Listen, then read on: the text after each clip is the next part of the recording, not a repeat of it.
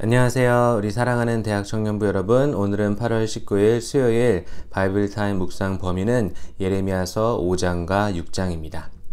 조금 늦어서 죄송합니다. 제가 어제 하루 종일 이렇게 묵상을 했는데 사실 좀 정리가 잘 되지 않아서 오늘 아침에 이렇게 묵상을 좀 더 하고 또 업로드가 늦었습니다.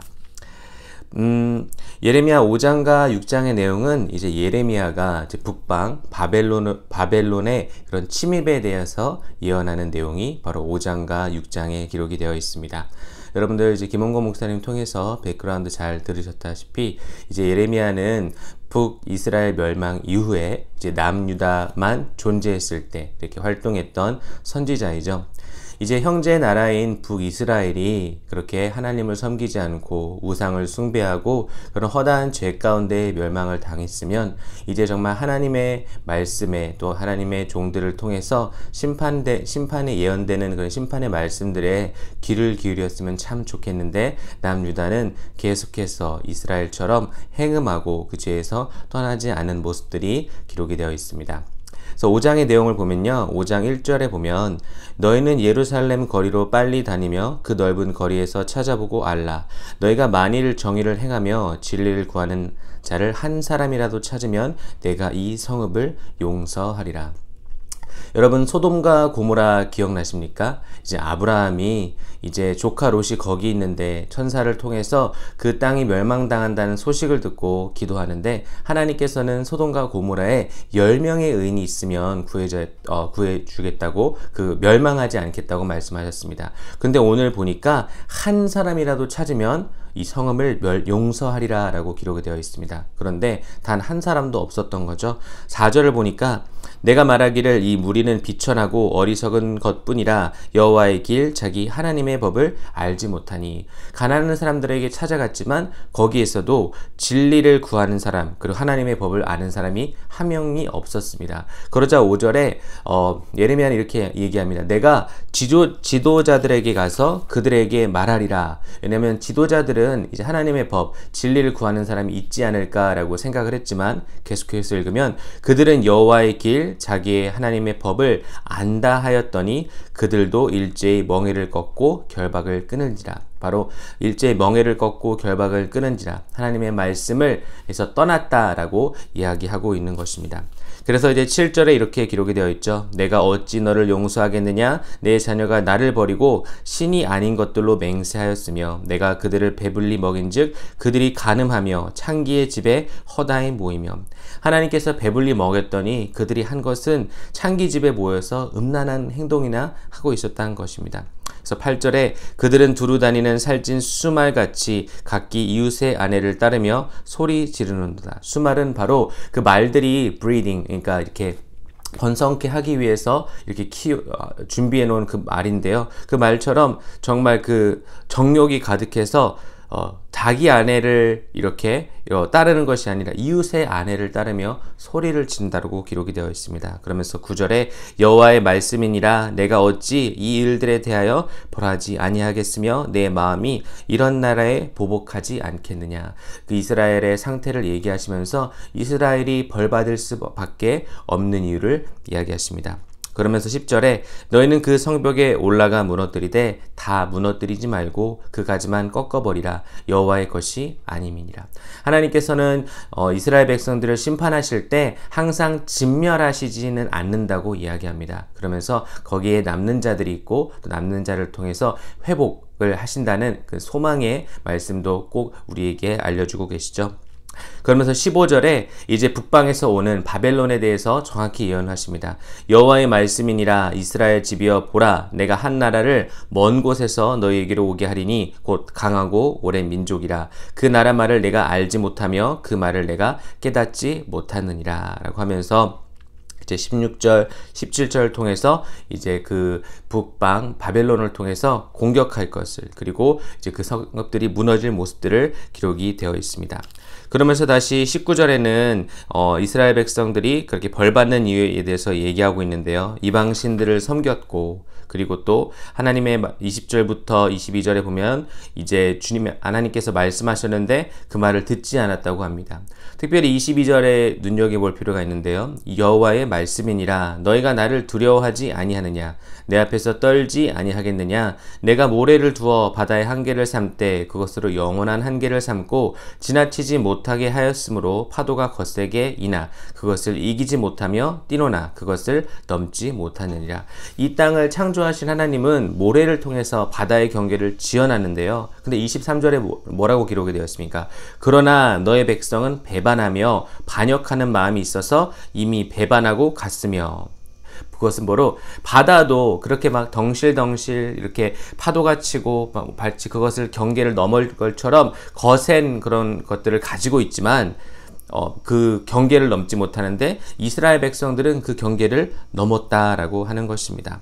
그러면서 계속해서 그 죄들에 대해서 이야기하고 있는 것이 26절, 27절, 28절 그러면서 29절에 이렇게 기록이 되어 있죠. 내가 이 일들에 대하여 벌하지 않겠으며 이 일들은 26, 27, 28절에 있는 그런 거짓의 죄악들 그리고 이제 송사를 공정하게 하지 않았던 죄악들 그러면서 자기의 부만 끌어모았던 그 죄악들에 대해서 기록이 되어 있습니다. 그래서 내 마음이 이 같은 나라에 보복하지 아니하겠느냐 여호와의 말씀이니라 라고 기록이 되어 있으면서 30절과 31절에 이스라엘의 영적인 상태에 대해서 정확히 기록이 되어 있습니다. 이 땅에 무섭고 놀라운 일이 있도다. 선지자들은 거짓을 예언하며 제사장들은 자기 권력으로 다스리며.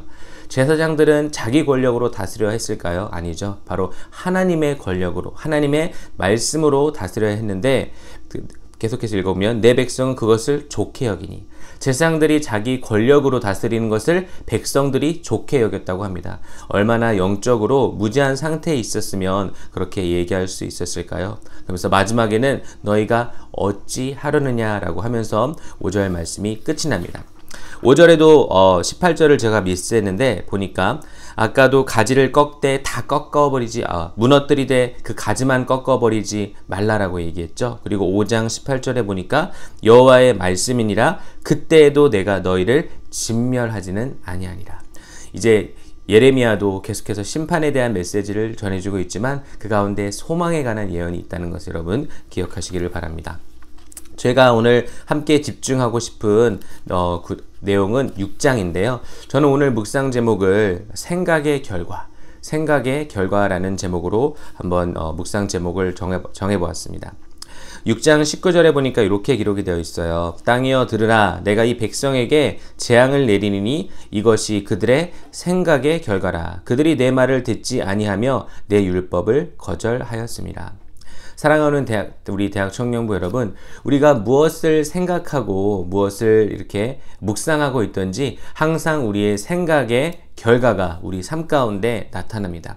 그런데 오늘 예레미야 6장 19절에는 이 재앙의 결과가, 이 재앙의 이 모습들이 그들의 생각, 이스라엘 백성들의 생각의 결과라고 기록을 하고 있습니다. 그러면 어떤 그런 생각을 계속해서 이스라엘 백성들이 했길래 이렇게 참혹한 결과를 가져올 수 있었을까요? 6장 내용도 마찬가지로 이제 여러분들 바이블 타임 보시면 알겠지만 벌받을 성 예루살렘이라고 기록이 되어 있습니다. 예루살렘이 이스라엘 백성들이 남유다 백성들이 어떻게 생각했냐면요. 10절에 보면 이렇게 되어 있습니다. 내가 누구에게 말하며 누구에게 경책하여 듣게 할꼬 보라 그기가 할례를 받지 못하였으므로 듣지 못하는도다. 그러면서 보라 여호와의 말씀을 그들이 자신들에게 요구로 여기고 이를 즐겨하지 아니하고. 여호와의 말씀을 어떻게 생각했죠? 그들에게 요구로 여기고 그것을 하나님의 말씀을 즐겨 여기지 않았다라고 합니다. 그리고 13절에 이렇게 되어 있습니다. 이는 그들이 가장 작은 자로부터 큰 자까지 다 탐욕을 부리며. 그들의 생각에는 이제 그 evil desire, 바로 욕심, 이런 생각들로 가득 찼던 것입니다. 근데 더 안타까운 것은 무엇입니까? 선지자로부터 제사장까지 다 거짓을 행합니다. 그들의 생각에는 오직 거짓을 행해서 남들을 속여서 자기 이득을 취할 생각밖에 가지고 있지 않았습니다.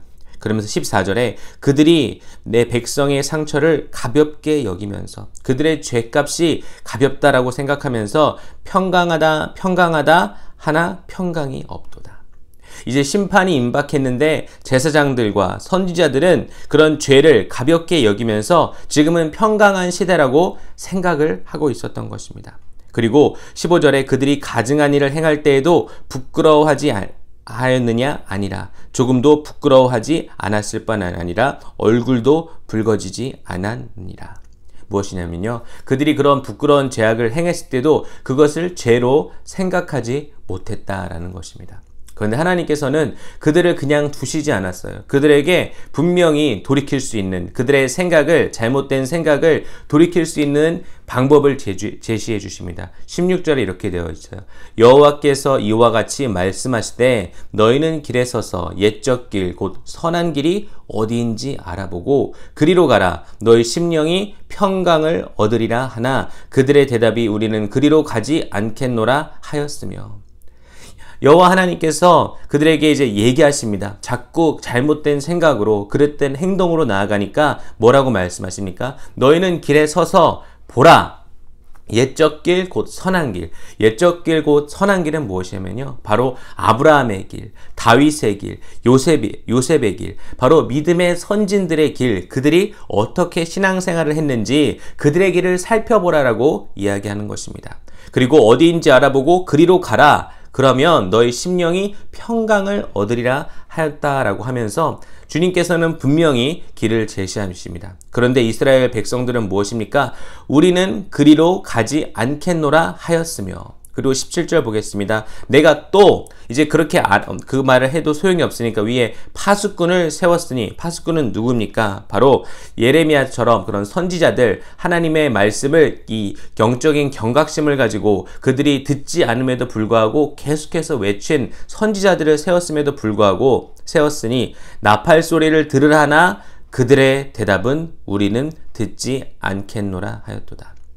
사랑하는 여러분, 우리가 어떤 말들을 듣고 있느냐에 따라서 우리의 생각이 결정이 됩니다. 그런데 이스라엘 백성들의 영적 상태는 어땠죠? 여호와의 말씀을 그들의 자신들에게 욕으로 여기고 즐겨이 여기지 아니하고 작은 자부터 큰 자까지 다 탐욕만 생각하고 선지자부터 제사장까지 머릿속에 거짓이 가득했습니다. 그리고 그 이스라엘 백성들의 죄, 그들의 상처를 가볍게 여기면서 평강하다라고 얘기했고요. 그리고 그 제사장과 선지자들은 가증한 일을 행할 때 조금도 부끄러워하지 않았습니다. 바로 하나님의 말씀에서 벗어나는 한 삶이 잘못됐다고 생각하지 않았기 때문에 오늘 19절에 땅이여 들으라 내가 이 백성에게 재앙을 내리니니 이것이 그들의 생각의 결과라. 그들이 내 말을 듣지 아니하며 내 율법을 거절하였음이니라. 그러면서 이제 결과가 나옵니다. 21절에 이렇게 얘기합니다. 그러므로 여호와께서 이와 같이 말씀하시니 보라 내가 이 백성 앞에 장애물을 두리니 아버지와 아들들이 함께 거기에 걸려 넘어지며 이웃과 그의 친구가 함께 멸망하리라. 그러면서 22절에 다시 한번 이제 바벨론의 침입에 대해서 얘기하시죠. 여호와께서 이와 같이 말씀하시되 보라 한 민족이 북방에서 오며 큰 나라가 땅끝에서 떨쳐 일어나니 그들은 활과 창을 잡았고 잔인하여 사랑이 없으며 목소리는 바다처럼 포효하는 소리라. 그들이 말을 타고 전사같이 다 대열을 벌이고 시온의 딸인 너를 치려 하느리라 하시도다. 그러면서 나머지 부분은 이제 계속해서 공격하면서 멸망당하는 이야기가 기록이 되어 있습니다. 사랑하는 여러분, 우리의 삶은요, 우리의 생각의 결과입니다. 우리가 어떻게 생각을 하고 결정을 하고 행동을 했을 때 저와 여러분이 지금 있는 모습에 그대로 있는 것이에요.